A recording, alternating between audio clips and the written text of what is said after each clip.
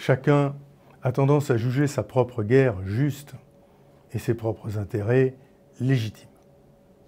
Cela donne l'impression que la justice serait une notion toute subjective. La vérité, c'est plutôt qu'elle est une notion comportant des polarités. Concrètement, la justice, c'est l'égalité, et pourtant, la justice, ce n'est pas l'égalité. Elle est une harmonie par la tension entre égalité juste et inégalité juste. C'est pour ça que le métier politique requiert des personnes prudentes qui ne raisonnent pas mécaniquement à partir de principes simplistes. La pensée d'Alexis de Tocqueville se résume à mon avis dans la loi de Tocqueville. La loi de Tocqueville peut se formuler ainsi. Quand l'égalité tend vers l'infini, la liberté tend vers zéro. Si on s'en tient là, cette formule risque d'être partisane.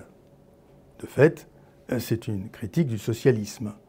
Tocqueville était ainsi partisan, un libéral effrayé par le glissement de la démocratie vers le socialisme.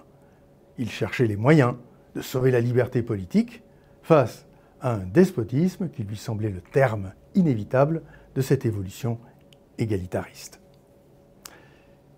Mais la loi de Tocqueville admet une formulation inverse.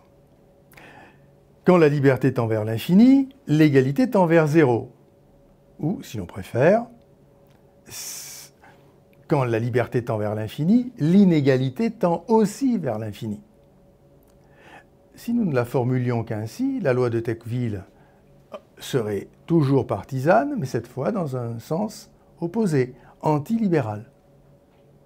Lorsque donc la loi de Tocqueville est admise en ces deux formulations à la fois, elle est équilibrée, elle est juste. On comprend que la liberté et l'égalité ont à être intégrées dans la justice polarisée, mais ce qui permet leur intégration, c'est la filia, l'amitié sociale. Il n'y a pas d'amitié sans confiance, et la confiance diffuse, requiert une ambiance de liberté. On ne contrôle pas tout a priori.